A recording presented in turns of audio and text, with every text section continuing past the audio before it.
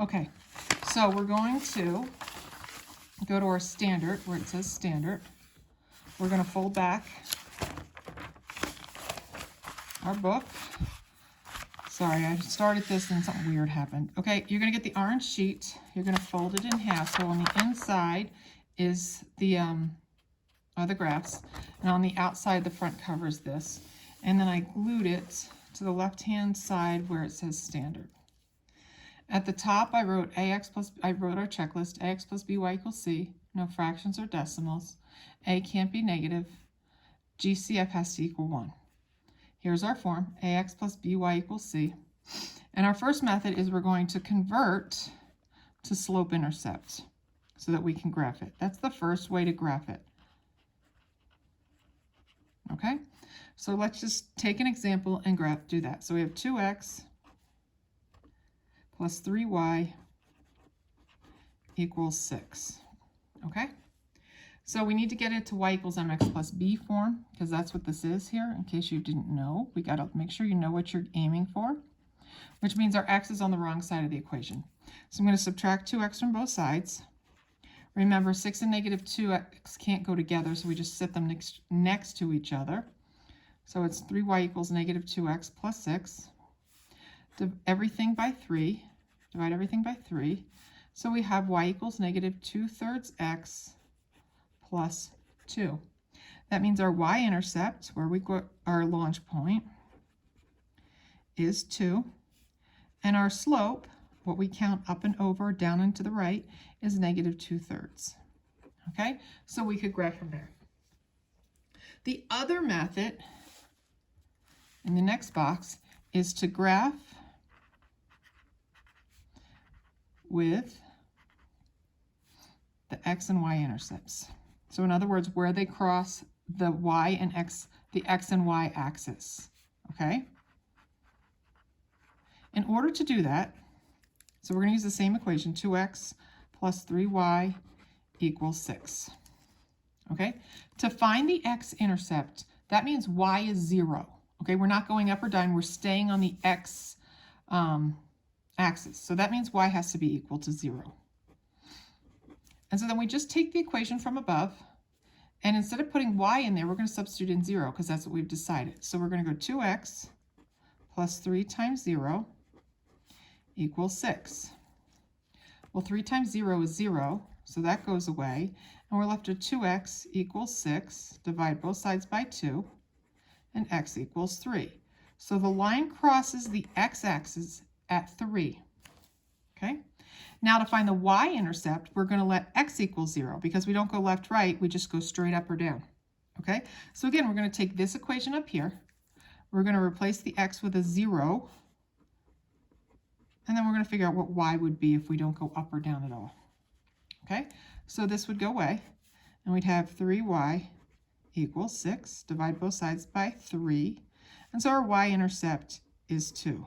Notice that's the same as over here, because this is the same graph, so the y-intercept over here is 2. We just figured it out in a different way. And then we would graph our intercepts and connect the dots. Okay, so let's turn to the inside and let's do some practicing here. We're going to use the first method here on this page, method 1, and that's where we going to convert it to slope-intercept form. Slope-intercept form, remember, is y equals mx plus b. Okay, so that's what we're going to convert it to. So we have 3x plus 5y equals 15. The x is on the wrong side because we need y equals mx plus b. So we subtract 3x. Again, x can't be added to 15. So then we just have 5y equals negative 3x plus 15. And we divide everything by 5. So now we have y equals negative 3/5 x. There's our slope. Down 3 and over to the right 5. Plus 3, that's our y-intercept. That's where we're going to start graphing. So we're going to come down here to the graph. I'm trying to make it so you can see it. And you're going to start on the y-intercept, because that's what this is, at 3, right here.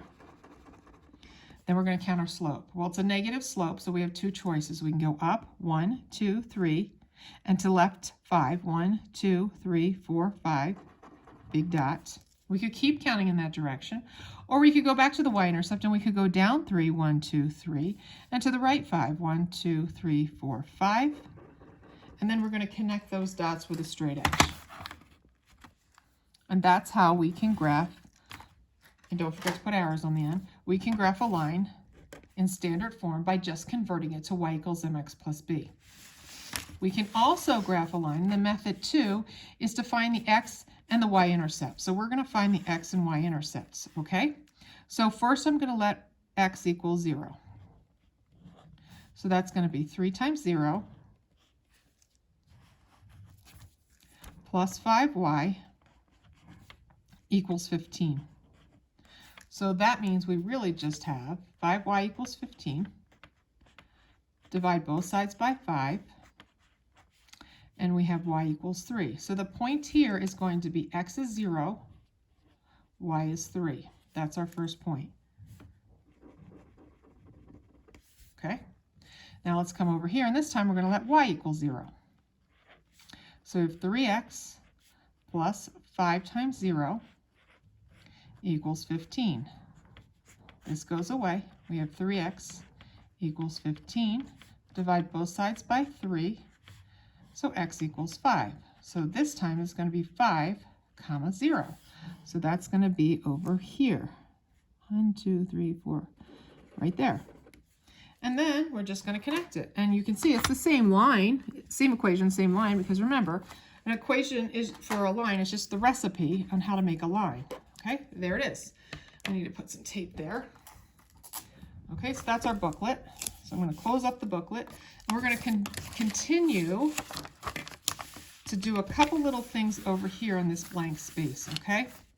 We are going to convert to standard form. So we've done a lot of this already, but we're going to put this in the book if you think you need it for the test. Okay? So we're going to start from slope-intercept.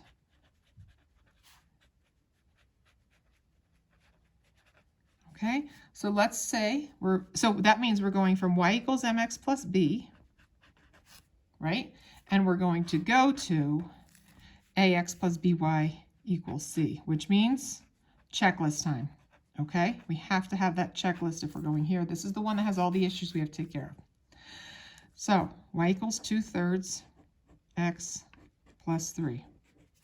The first thing I notice is I have a fraction. Oh, let's put our well, you have your checklist up over here. Okay, so look at your checklist over here. I don't have any room to write it again. So we're looking at this checklist. And so the first thing I notice is that I have a fraction. Remember, to get rid of a fraction, you want a 3 in the numerator to cancel out the 3 in the denominator. So we're going to multiply everything, all terms or everything, by the denominator. And in this case, it's 3. So we're going to go 3 times y equals 3 times 2/3 x plus 3 times 3. Okay, what's that going to do? Well, this is going to give us a 3y here. That's okay. But remember, the whole point of having one in the numerator and one in the denominator is that we can cancel these out, and so we're just left with a 2x. And then 3 times 3 is 9. Okay, fractions, we can check that off our list over here. It's now in the wrong form, so I need to subtract 2x from both sides. Remember, y's and x's do not go together, so it's really negative 2x plus 3y, and 9 was left on the other side, so let's write that down. Let's write down, sorry, I have things in the way here. Let's write down, move the x. Okay, then what's its problem? Now its problem is we have a negative a. So we're going to divide all terms by negative 1 to make that positive. So everything by negative 1.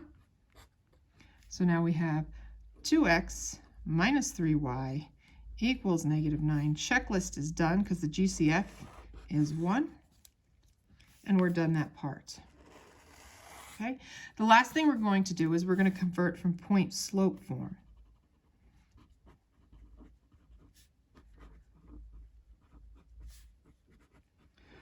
So we're going to start with y minus y1 equals m times x minus x1, and we want to get it to ax plus by equals c.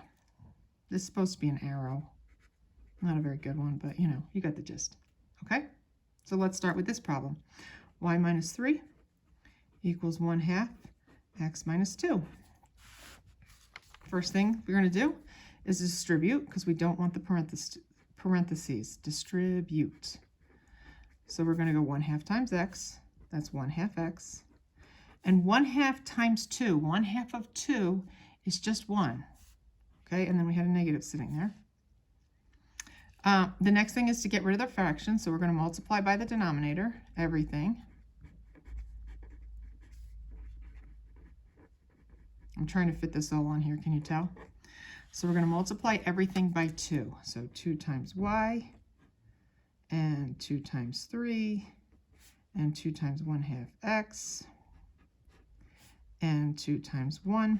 So this will give us 2y minus 6 equals x, because these cancel out, minus 2. Everything's in the wrong place now. So I'm going to move the plane number. I call it the plane number because nothing's attached. To the right side of the equation. So I'm going to add 6 to both sides. So now I have 2y equals x. I did that wrong. Plus 4. Okay? Now the x is on the wrong side, so we're going to move the x to the left. So minus x. So minus x plus 2y equals 4. We're getting there. And then we're going to divide everything by -1.